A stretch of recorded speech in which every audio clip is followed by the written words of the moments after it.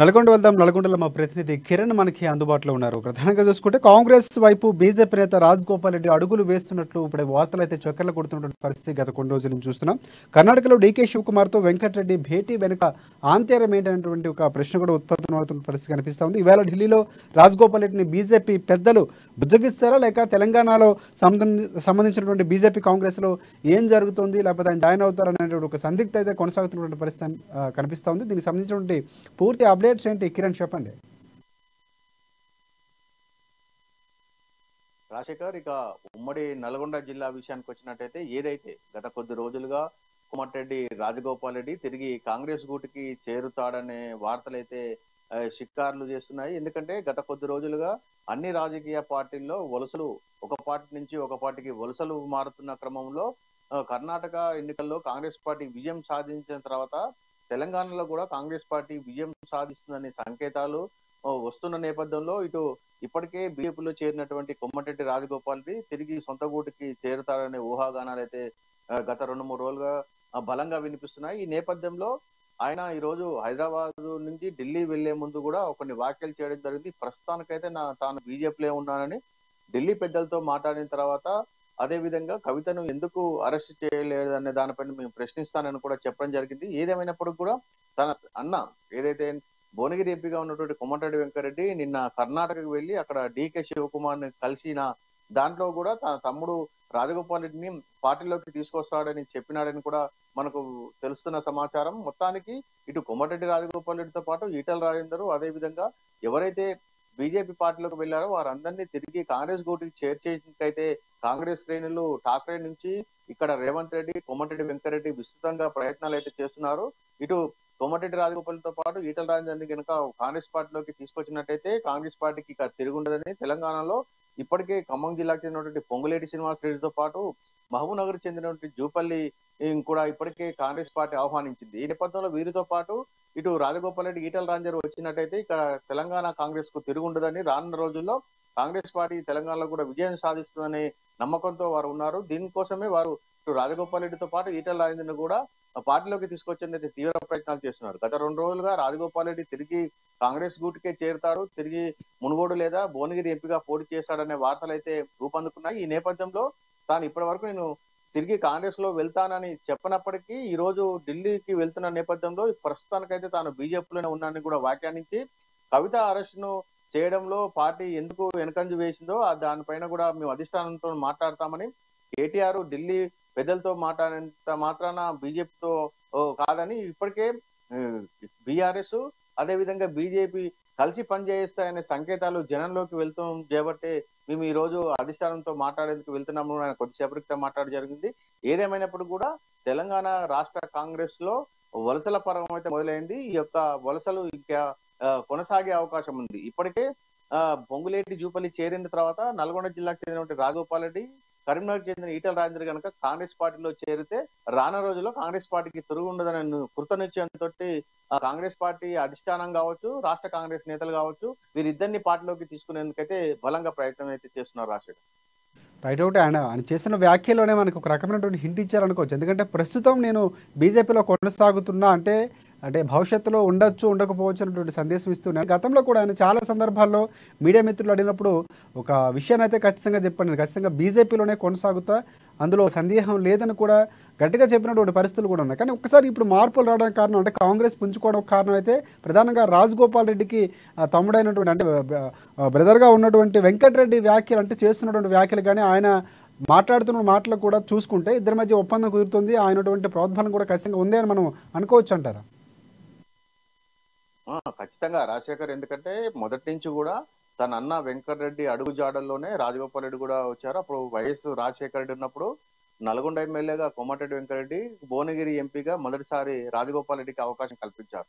ఆ తర్వాత జరిగినటువంటి పరిణామాల్లో మరోసారి ఎంపీగా ఓడిపోయిన తర్వాత తిరిగి కోమటిరెడ్డి రాజగోపాల్ రెడ్డి ఎమ్మెల్సీగా గెలుపొందడం జరిగింది. ఆ పై ఎన్నికల్లో మునుగోడు కాంగ్రెస్ ఎమ్మెల్యేగా గెలుపొందిన తర్వాత రాష్ట్ర రాజకీయాల్లో వచ్చినటువంటి మార్పులు, ఇటు కాంగ్రెస్ పార్టీ 2 పర్యాయాలు అధికారాన్ని కోల్పోవడము, ఇటు బీజేపీ అన్ని రాష్ట్రాల్లో ఒక్కొక్కటిగా అధికారం చేపట్టుకుంటూ రాష్ట్రంలో బలంగా కనపడిన నేపథ్యంలో తిరిగి ఆయన గత ఆ అక్టోబర్ లో బీజేపీలోకి చేరి మునుగోడు అసెంబ్లీ స్థానానికి రాజీనామా చేసి అక్కడి నుంచి పోటీ చేసి స్వల్ప మెజార్టీతో ఓడిపోవడం జరిగింది. ఆ తర్వాత ఆ ఏదైతే బీజేపీ దూకుడు పెంచిందో ఆ దూకుడు తగ్గిన తర్వాత తిరిగి కర్ణాటక ఎన్నికల్లో కాంగ్రెస్ పార్టీ విజయం సాధించిన తర్వాత తిరిగి ఆయన కాంగ్రెస్ గుట్టుకి చేరే ప్రయత్నాలు అయితే ముమ్మరం చేస్తున్నారు.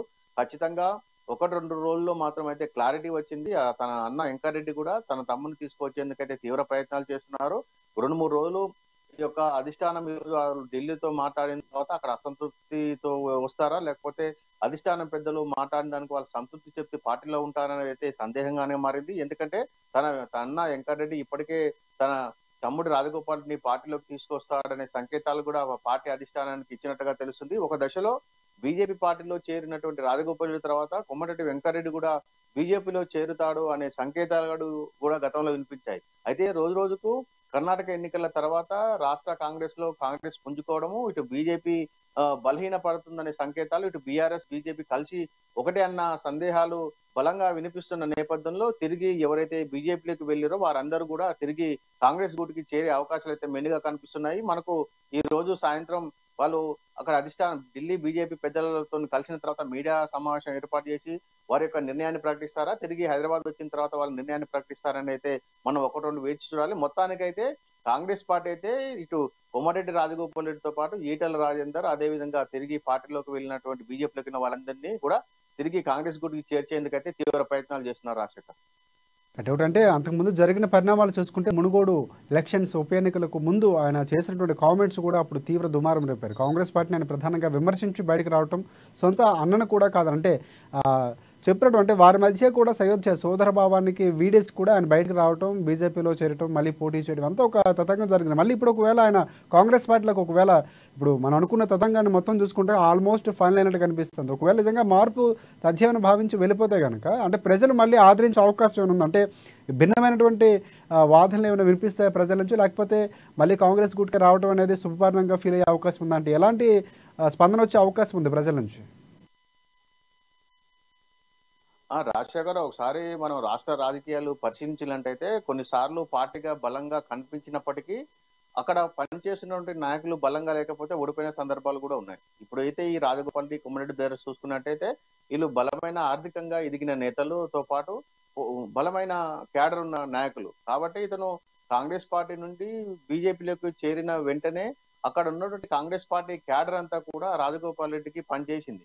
దీంతో అతనికి గత అంతకుముందుకు జరిగిన 2018 ఎన్నికల్లో బీజేపీ పార్టీకి కేవలం 12,000 ఓట్లు మాత్రమే వచ్చాయి. మొన్న రాజగోపాల్ రెడ్డి పోటీ చేసినప్పుడు 80,000 ఓట్లు పైచీలకు కేవలం 10,000 ఓట్ల స్వల్ప మేరతోనే రాజగోపాల్ రెడ్డి ఓడిపోవడం జరిగింది. అంతే ఇక్కడ పార్టీ అక్కడ బీజేపీ పార్టీ స్థానికంగా బలహీనంగా ఉన్నప్పటికీ రాజగోపాల్ రెడ్డి వచ్చిన తర్వాత, ఒక బలమైన నాయకుడు వచ్చిన తర్వాత అక్కడ ప్రజలతో పాటు అక్కడి క్యాడర్ కూడా అతనికి పూర్తి స్థాయిలో సహకరించి గెలుపు దిశకు తీసుకుపోయి చివరిలో ఓడిపోయిన సంఘటన అది. కాబట్టి వీరు ఇలాంటి నేతలు ఇక్కడ మనం చూసుకున్నట్టే పొంగులేటి శ్రీనివాస్ రెడ్డి కూడా ఖమ్మం జిల్లాలో బలమైన నాయకుడు. అతనితో పాటు 3-4 నియోజకవర్గాలు గెలిపించుకునే సత్తా ఉంది కాబట్టి కాంగ్రెస్ పార్టీ అతన్ని గట్టిగా పార్టీలోకి చేర్చుకునేందుకు తీవ్ర ప్రయత్నాలు చేసింది. ఇప్పుడు అదే విధంగా రాజగోపాల్ రెడ్డి కూడా కాంగ్రెస్ పార్టీలోకి చేర్చుకున్నట్టయితే మునుగోడు అసెంబ్లీతో పాటు మరొక 2-3 నియోజకవర్గాల్లో వారి ప్రభావం, కోమటిరెడ్డి వెంకటరెడ్డి ప్రభావం ఉంటుంది కాబట్టి తప్పకుండా ఇలాంటి బలమైన నేతలను వదులుకోవద్దనే ఉద్దేశంతో ఉంది. కాబట్టి ఎవరైతే తెలంగాణలో బలంగా ఉన్న నాయకులు బీజేపీకి వెళ్ళినారో వారందరినీ కూడా తిరిగి కాంగ్రెస్ గూట్కి చేర్చినట్లయితే వారి బలంతో పాటు ఉమ్మడి జిల్లాల్లో వారి యొక్క బలంతో మరొక నియోజకవర్గాల్లో గెలుపు సాధిస్తాము. వారు పెట్టుబడి ఆర్థికంగా ఉన్న నేతలు కాబట్టి ఆర్థిక పార్టీకి అంత అదనపు భారం కూడా ఉండదు కాబట్టి ఇలాంటి బలమైన నాయకులను తీసుకువచ్చేందుకైతే చేస్తున్నారు. రాజకీయాల్లో ఒక పార్టీ నుంచి మరొక పార్టీకి ఇప్పుడు ప్రస్తుతం ఉన్న పరిస్థితుల్లో వెళ్ళి తిరిగి రావడం అనేది సర్వసాధారణంగా మారింది.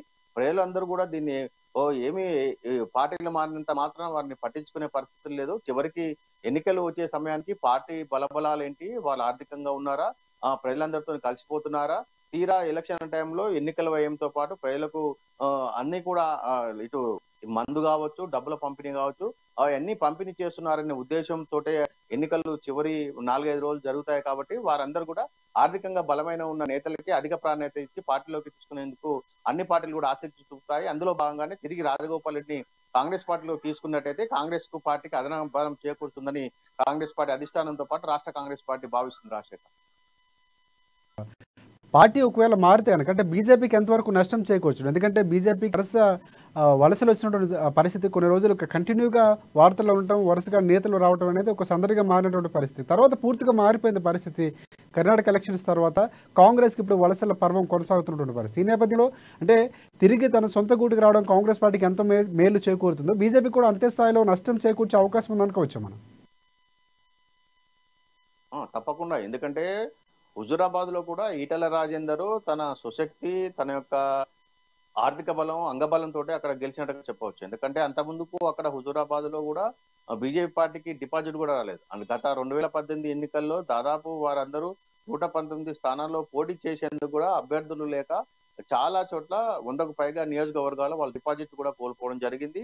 కేవలం ఒక రాజాసింగ్ మాత్రమే గోషామహల్ నుంచి గెలుపొందడం జరిగింది. ఆ తర్వాత కేంద్ర ప్రభుత్వంలో ఉన్నటువంటి మోడీ కావచ్చు, అమిత్ షా కావచ్చు, ఒక్కొక్క రాష్ట్రాల్లో పార్టీని బలోపేతం చేసుకుంటూ ఇక్కడ తెలంగాణలో కూడా దృష్టి పెట్టడం జరిగింది. ఆ దృష్టి పెట్టిన తర్వాత ఇటు దుబ్బాక కావచ్చు, హుజురాబాద్ లో గెలిచిన తర్వాత హైదరాబాద్ గ్రేటర్ లో కూడా పార్టీ తిరిగి గెలిచిన తర్వాత ఇక్కడ కాంగ్రెస్ పార్టీ 2 పర్యాయాలు ఓడిపోవడము, బీజేపీ క్రమక్రమంగా ఉప ఎన్నికలు గెలుస్తుండడంతో ప్రజలు కూడా బీఆర్ఎస్ పార్టీకి ప్రత్యామ్నాయంగా భావించి అక్కడ ఎన్నికల్లో గెలిపించారు. తీరా ఏదైతే కర్ణాటక ఎన్నికలు వచ్చిన తర్వాత అక్కడ కాంగ్రెస్ పార్టీ గెలిచిన తర్వాత బీజేపీ పార్టీ అదొక రకమైనటువంటి టెంపోను మెయింటైన్ చేయకపోవడం, ప్రజల్లో విశ్వాసాన్ని కల్పించకపోవడం తోటి తిరిగి ఎవరైతే బీజేపీకి చేరారో వారందరూ కూడా తిరిగి మళ్ళీ కాంగ్రెస్ గుడికి చేరే ప్రయత్నాలు చేస్తున్నారు.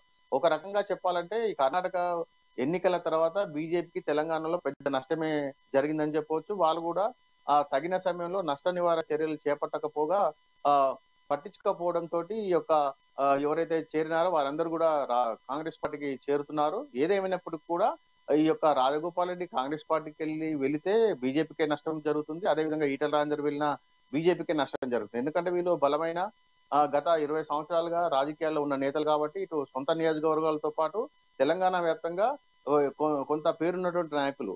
మిగతా నియోజకవర్గాల్లో కూడా వీరి పేరు, వారి యొక్క ఇమేజ్ కూడా అక్కడ ఉన్నటువంటి కార్యకర్తలకు, ప్రజలకు తెలుసు కాబట్టి వారు పార్టీలోకి వచ్చినట్టయితే కాంగ్రెస్ పార్టీకి మరొక అదనపు బలంగా చేరుతుంది. ఇది తప్పకుండా ఈటల రాజేందర్ కావచ్చు, రాజగోపాల్ రెడ్డి ఇద్దరు కూడా కాంగ్రెస్ పార్టీలో చేరినట్లయితే అది బీజేపీకి నష్టంగానే చెప్పవచ్చు.